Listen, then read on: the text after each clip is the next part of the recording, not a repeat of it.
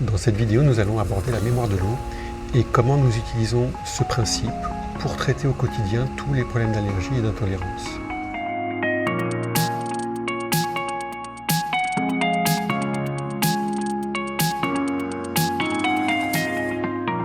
La mémoire de l'eau est un sujet relativement sensible.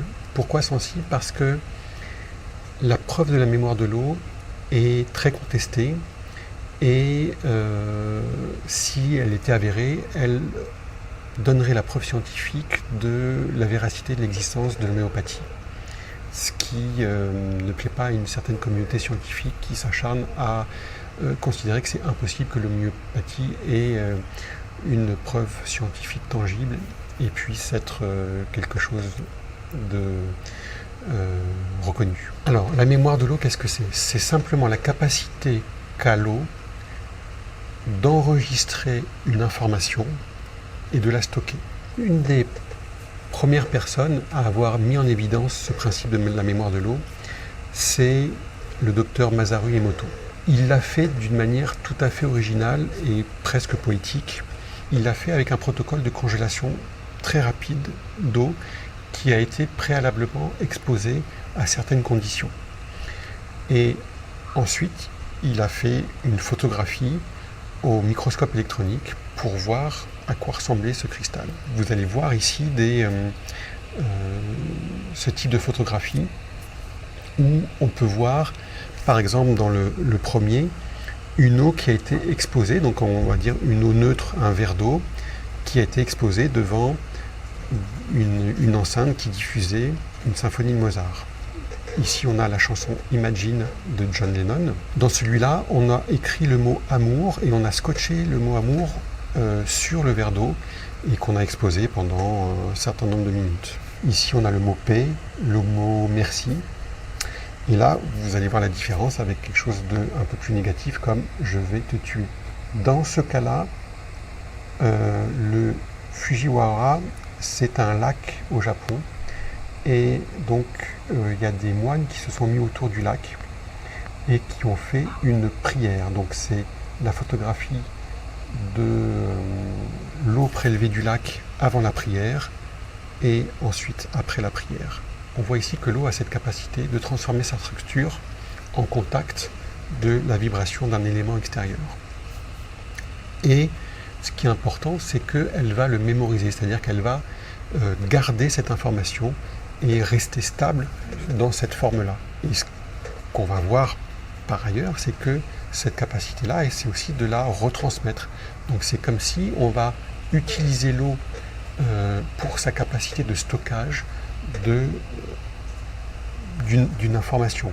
Et plus cette information a un taux vibratoire élevé, c'est-à-dire est subtile, plus l'eau a cette capacité de la stocker et de la retransmettre. Donc la deuxième personne qui a mis en évidence la mémoire de l'eau, c'est le professeur Jacques Benveniste, qui avait pu mettre en place un protocole vraiment purement scientifique et qui a publié dans la revue Nature, qui est une célèbre revue scientifique, mais qui a créé un tollé général parce que c'était pas acceptable pour la communauté scientifique d'avoir cette preuve et qui a décrété qu'ils allaient venir faire une contre-expérience de ce protocole-là pour prouver qu'il allait échouer, ce qu'ils ont très bien réussi à faire, puisque quand on a l'intention de faire échouer quelque chose, on est capable de le faire.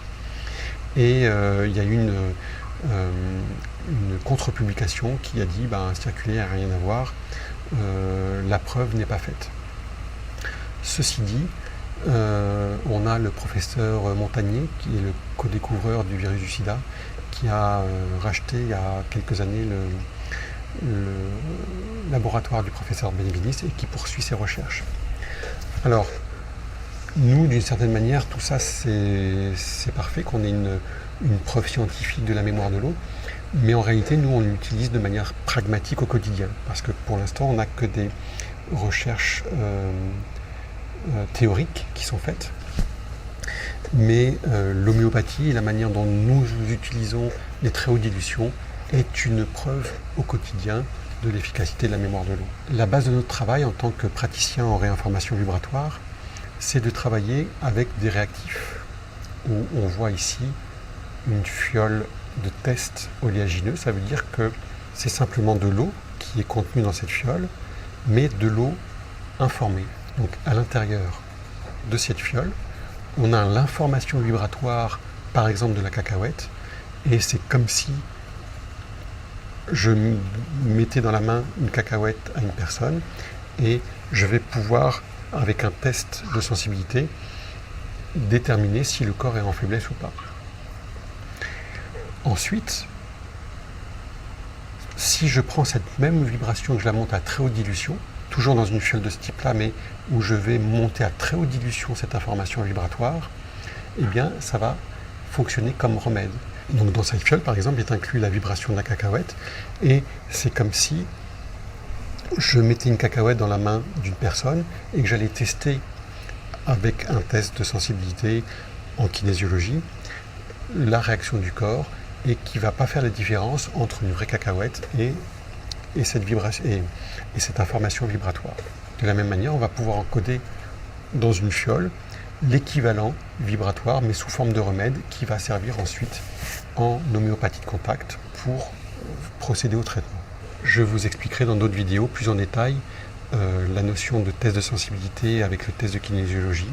Je vous parlerai aussi des très hautes dilutions qui permettent de traiter en homéopathie de contact avec la réinformation vibratoire.